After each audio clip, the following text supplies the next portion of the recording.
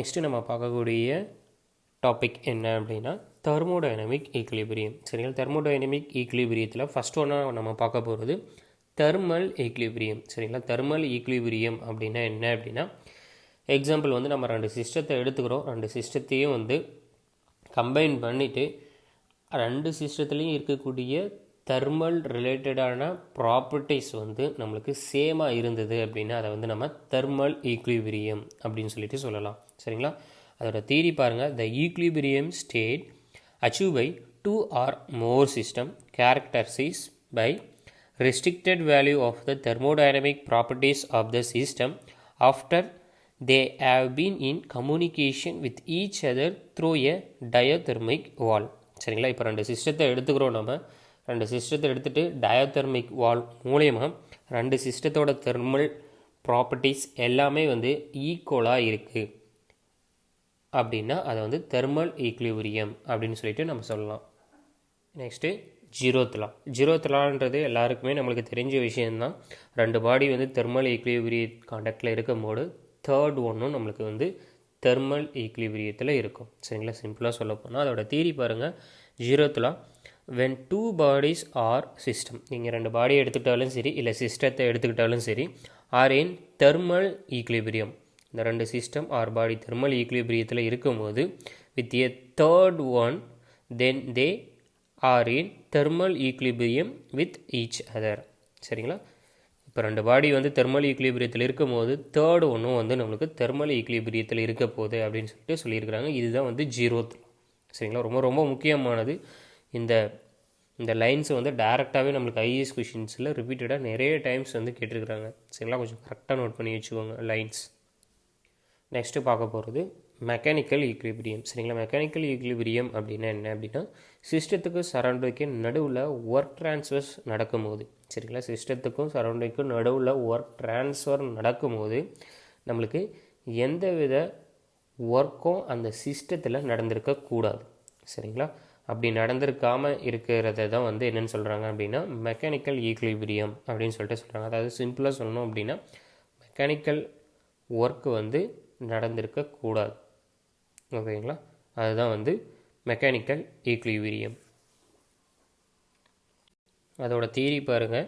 Mechanical equilibrium, it is equilibrium with respect to work transfer between the system and surrounding. Work transfer between the system and surrounding. System does not go with any process involving in work transfer. சரிங்களா, சிஸ்டத்துக்கும் சரௌண்டிங்க்கும் work transfer நடக்கும்போது system does not go with any process involving in work transfer. அதாவது system வந்து எந்தவித work transfer நடக்கக்கூடிய ப்ராசஸில் involve ஆகாமல் இருந்துச்சு அப்படின்னா அதுதான் வந்து மெக்கானிக்கல் ஈக்லிபிரியத்தில் அந்த சிஸ்டம் இருக்குது அப்படின்னு சொல்லிட்டு நம்ம எக்ஸ்பிளைன் பண்ணலாம். ஓகேங்களா, நெக்ஸ்ட்டு வந்து கெமிக்கல் ஈக்லிபிரியம். சரிங்களா, கெமிக்கல் ஈக்லிபிரியம்னா என்னென்னு பாருங்கள். Is the equilibrium with respect to chemical reaction and mass transfer. System does not go with mass transfer and contraction gradient. System வந்து கெமிக்கல் ஈக்லிபிரியத்தில் இருக்குது அப்படின்னு சொல்கிறோம் அப்படின்னா அதோட ப்ராப்பர்ட்டிஸ் இதை சர்டிஃபிகேஷன் பண்ணிடணும்னா கெமிக்கல் ரியாக்ஷன்ஸ் வந்து அந்த சிஸ்டத்தில் எதுவுமே வந்து நடந்திருக்கக்கூடாது. அதே சமயத்தில் மாஸ் ட்ரான்ஸ்ஃபரும் அந்த சிஸ்டத்தில் நடந்திருக்கக்கூடாது. அந்த மாதிரி நடக்காத சிஸ்டத்தை தான் நம்ம என்னென்னு சொல்கிறோம் அப்படின்னா கெமிக்கல் ஈக்லிபிரியம் அப்படின்னு சொல்லிட்டு சொல்கிறோம். நெக்ஸ்ட் வந்து தெர்மோடைனமிக் ப்ராசஸ். சரிங்களா, தெர்மோடைனமிக்ஸ் ப்ராசஸ் ஜென்ரலாக ப்ராசஸ் அப்படின்னா என்னென்னு பாருங்கள். ஒரு சிஸ்டத்தை எடுத்துக்கிட்டு இனிஷியலாக அதோட ப்ராப்பர்ட்டிஸ் வந்து P1 V1 அப்படின்னு சொல்லிட்டு அதோட ப்ராப்பர்ட்டிஸ் வந்து இருக்குது. சரிங்களா, இந்த ப்ராப்பர்ட்டியில் நம்ம வர்டிகல் ஆக்சிஸ் Pன்னு எடுத்துக்கிறோம், ஹரிசாண்டல் ஆக்சிஸ் Vன்னு சொல்லிட்டு நம்ம எடுத்துக்கிறோம். சரிங்களா, எடுத்துகிட்டு இதோட ப்ராப்பர்ட்டிஸை நம்ம மென்ஷன் பண்ணிக்கலாம். சரிங்களா, இந்த ப்ராப்பர்ட்டிஸ் வந்து இப்போ வந்து சம்திங் இதில் இருக்கக்கூடிய வெயிட்ஸை நம்ம ரிமூவ் பண்ணுறதுனால இதோட கேஸ் எக்ஸ்பெண்ட் ஆகுது. ஸோ வந்து பிஸ்டன் வந்து மேலே போகுது. ஸோ ப்ராப்பர்ட்டிஸ் நம்மளுக்கு சேஞ்சஸ் ஆகும். அதனால் ப்ரெஷர் அண்ட் வால்யூம். ஸோ வந்து அதை வந்து அடுத்த பாயிண்ட்ஸில் மெஷர் பண்ணுறோம். இதேமாதிரி கொஞ்சம் கொஞ்சமாக வெயிட்டை ரெடக்ஷன் பண்ணும் போது அதோட ப்ராப்பர்ட்டிஸ் சேஞ்ச் ஆகிறது நம்ம சிம்பிளாக ஒவ்வொரு பாயிண்ட்ஸ்லையும் நம்ம பாயிண்ட் அவுட் பண்ணிகிட்டே வந்துட்டுருக்குறோம். till P2 and V2 point வரைக்கும் நம்ம மென்ஷன் பண்ணிகிட்டே வந்துட்டுருக்குறோம். சரிங்களா? அப்படி மென்ஷன் பண்ணி வந்துட்டு இருக்கும்போது இந்த ஒவ்வொரு பாயிண்ட்ஸையும் நம்ம ஜாயின் பண்ணுறோம். சரிங்களா? இந்த ஒவ்வொரு பாயிண்ட்ஸையும் ஜாயின் பண்ணும்போது ஃபைனலாக கிடைக்கக்கூடிய இந்த லைன், சரிங்களா, ஃபைனலாக கிடைக்கக்கூடிய இந்த லைனை தான் வந்து இந்த சிஸ்டம் இந்த வெயிட்டை ரிமூவ் பண்ணுறதுனால அந்த ப்ராசஸை ஃபாலோ பண்ணியிருக்கு அப்படின்னு சொல்லியிருக்கிறாங்க. சரிங்களா? இதுவே இந்த சிஸ்டம் வந்து தெர்மோடைனமிக் ஈக்லிபிரியத்தில் ஃபாலோ பண்ணியிருந்தது அப்படின்னா அதை குவாசிக் ஸ்டேட்டிக் ப்ராசஸ் அப்படின்னு சொல்லிட்டு சொல்லலாம். அப்படி இல்லை அப்படின்னா ரிவர்சபிள் ப்ராசஸ் அப்படின்னு சொல்லிட்டு நம்ம சொல்லலாம். சரிங்களா? எப்போ அப்படின்னா தெர்மோடைனமிக் ஈக்லிபிரியத்தை சாட்டிஸ்ஃபிகேஷன் பண்ணியிருக்கணும். தெர்மோடைனமிக் ஈக்லிபிரியம்னா 3 ஈக்லிபிரியமாக இருக்கணும். ஒன்று வந்து டெம்பரேச்சர், அதாவது தெர்மல் ஈக்லிபிரியம், இன்னொன்று வந்து மெக்கானிக்கல் ஈக்லிபிரியம், இன்னொன்று வந்து கெமிக்கல் ஈக்லிபிரியம். இந்த 3 ஈக்லிபிரியமாக இருந்தால் தான் அது வந்து தெர்மோடைனமிக் ஈக்லிபிரியம்.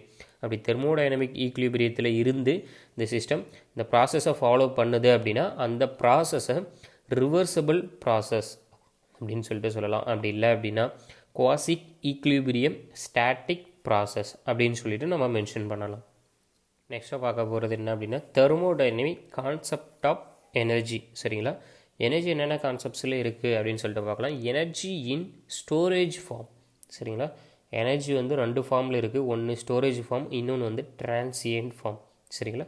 ஃபஸ்ட்டு ஸ்டோரேஜ் ஃபார்மில் இருக்கிறது வந்து நம்ம எக்ஸாம்பிள் வந்து இன்டர்னல் எனர்ஜியை சொல்லலாம். இந்த எனர்ஜி வந்து நம்ம எப்படி ஃபைண்ட் அவுட் பண்ணுறது அப்படின்னா பாயிண்ட் ஃபங்க்ஷன், அப்படி இல்லைன்னா ஸ்டேட் வேரியபிள். சரிங்களா? இதை வச்சு நம்ம எனர்ஜி இன் ஸ்டோரேஜ் ஃபார்மில் இருக்குது அப்படின்னு சொல்லிட்டு ஃபைண்ட் அவுட் பண்ணலாம். பாயிண்ட் ஃபங்க்ஷன் அப்படி இல்லைன்னா state variable. Energy in transient ஃபார்மில் இருக்கும்போது அது பாத் ஃபங்க்ஷன்.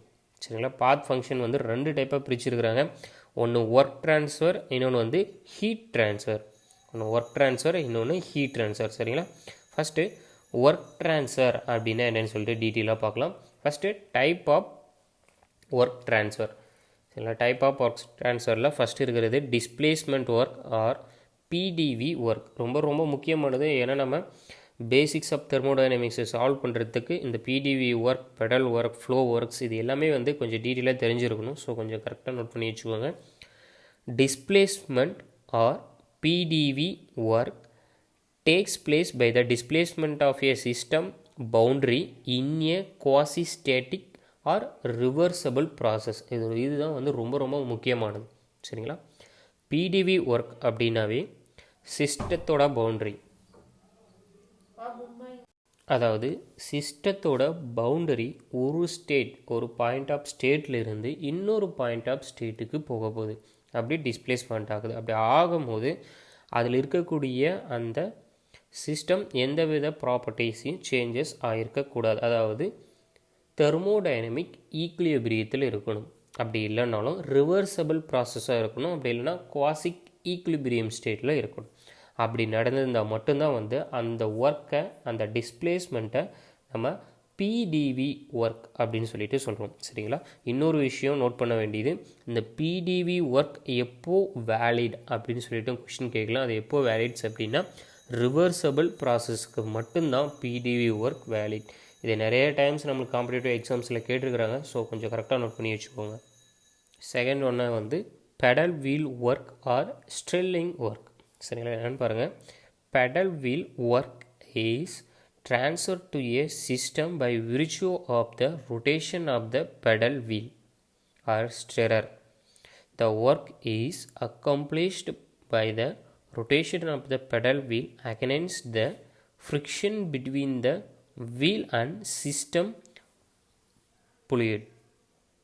அதாவது சிம்பிளாக பெடல் வீல் ஒர்க் அப்படின்றது என்ன அப்படின்னா இந்த சிஸ்டத்தோட ஃப்ளூயிட். சரிங்களா? இந்த சிஸ்டத்தோட ஃப்ளூயிட் அண்ட் இந்த வீல், இந்த ரெண்டுத்தோட ஃப்ரிக்ஷனை ஓவர் கம் பண்ணி இந்த பெடல் வீல் ரொட்டேட் ஆகக்கூடிய அந்த ஒர்க்கை தான் வந்து என்னென்னு சொல்கிறாங்க அப்படின்னா பெடல் வீல் ஒர்க் அப்படின்னு சொல்லிட்டு சொல்கிறாங்க.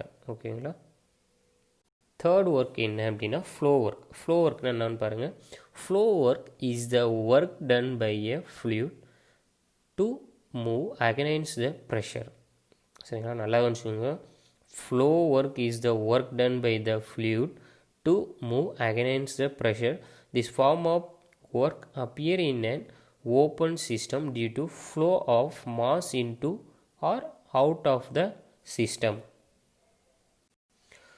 இந்த ஃப்ளூயிடை சரிங்களா, இந்த ஃப்ளூயிட் மேலே ஆக்ட் ஆகக்கூடிய இந்த ப்ரெஷரை ஓவர் கம் பண்ணி சரிங்களா, இந்த ஃப்ளூயிட் மேலே எக்ஸாம்பிள் வந்து சின்னதாக ஒரு பார்ட்டிகல் எடுத்துக்கிறோம் அப்படின்னா அந்த பார்ட்டிகல் மேலே ஆக்ட் ஆகக்கூடிய அந்த ப்ரெஷரை ஓவர் கம் பண்ணிவிட்டு இது மூவ் ஆகக்கூடிய அந்த டிஸ்டன்ஸ்னால நம்மளுக்கு ஒரு ஒர்க் நடந்திருக்கும் கரெக்டுங்களா. அந்த ஒர்க்கை தான் வந்து இந்த இடத்துல ஃப்ளோ ஒர்க் அப்படின்னு சொல்லிட்டு சொல்கிறோம். எக்ஸாம்பிள் இன்கேஸ் ஆஃப் இந்த ஏன்றதை ஒரு ஃப்ளூயிட் எலமெண்ட்டாக எடுத்துக்கிறோம் அப்படின்னா இங்கேருந்து இது வரைக்கும் நடந்திருக்கக்கூடிய டிஸ்டன்ஸ் வந்து டிஎக்ஸ் கரெக்டுங்களா. ப்ரெஷரை நம்மளுக்கு ஓவர் கம் பண்ணியிருக்கு. அப்போது இதோட ஒர்க்குக்கான ஃபார்முலாஸ் என்னென்னு பாருங்கள்.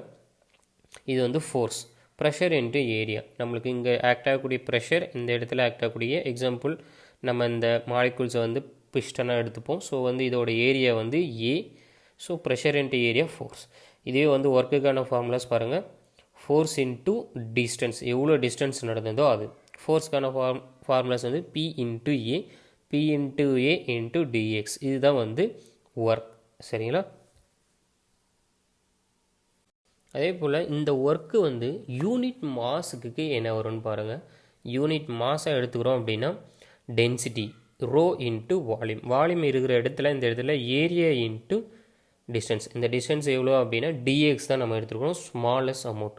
ஸோ வந்து ஏரியா இன்ட்டு டிஎக்ஸ் இது ரெண்டுமே வந்து நம்மளுக்கு கேன்சல் ஆகிடும். Pressure divided by density, pressure divided by density இதுதான் வந்து யூனிட் மாஸ் ஒர்க்குக்கான ஃபார்முலாஸ். அதே போல் நம்ம ஃபஸ்ட்டு வீடியோஸில் பார்த்துருப்போம் சரிங்களா. இந்த இடத்துல நம்மளுக்கு வந்து ஓப்பன் சிஸ்டம் அப்படின்னு சொல்லிட்டு இருக்கும். இது ஓப்பன் சிஸ்டம் அப்படின்னா கண்ட்ரோல் வால்யூம் வந்து நம்மளுக்கு ஓப்பன் சிஸ்டம். ஏன் சொல்கிறேன் அப்படின்னா மாஸ் வந்து உள்ளே வரும், அதே போல் நம்மளுக்கு வெளியே போகும். ஸோ வந்து இது வந்து ஓப்பன் சிஸ்டமாக வந்து நம்மளுக்கு கன்சிடர் பண்ணுறாங்க சரிங்களா. In case of control mass system, control mass சிஸ்டமாக இருந்தது அப்படின்னா நம்மளுக்கு மாஸ் உள்ளேயும் வர போகிறது கிடையாது, வெளியேவும் போக போகிறது கிடையாது. ஸோ வந்து அந்த சிஸ்டத்தை க்ளோஸ்டு சிஸ்டம் அப்படின்னு சொல்லிட்டு ரெப்ரசன்ட் பண்ணுறாங்க ஓகேங்களா. அதையும் கொஞ்சம் மைண்டில் வச்சுக்கோங்க. நெக்ஸ்ட்டு நம்ம ஃபோர்த் ஒன்றா பார்க்கக்கூடிய ஒர்க் என்ன அப்படின்னா shaft work. Shaft work is accomplished by the rotation of the shaft attaching to the system against an external torque சரிங்களா. சிம்பிளாக சொல்லணும் அப்படின்னா வெளியிலிருந்து கொடுக்கக்கூடிய அந்த டார்க்குனால் ரொட்டேட் ஆகிட்டு கிடைக்கக்கூடிய அந்த ஒர்க்கை தான் வந்து ஷாஃப்ட் ஒர்க் அப்படின்னு சொல்லிட்டு சொல்கிறாங்க சரிங்களா. இந்த இடத்துல நம்ம கண்ட்ரோல் வால்யூம் எக்ஸாம்பிள் நம்ம வந்து ஒரு கம்ப்ரஸர் எடுத்துக்கிறோம் அப்படின்னா வெளியில் இருந்து ஷாஃப்ட் மூலிமா நம்ம வந்து ஒர்க்கு கொடுத்து தான் வந்து அந்த கம்ப்ரஸரை வந்து கம்ப்ரஸ் பண்ண வைப்போம் கேஸஸை சரிங்களா. அந்த மாதிரியான ஒர்க்ஸை வந்து ஷாஃப்ட் ஒர்க் அப்படின்னு சொல்லிட்டு சொல்லலாம் சரிங்களா. நெக்ஸ்ட்டு நம்ம வீடியோஸில் ஃபர்ஸ்ட் லா ஆஃப் தெர்மோடைனமிக்ஸை பற்றி டீட்டெயிலாக பார்ப்போம். இதோட டுடே சாப்டர் வைண்ட் அப் பண்ணிக்கலாம்.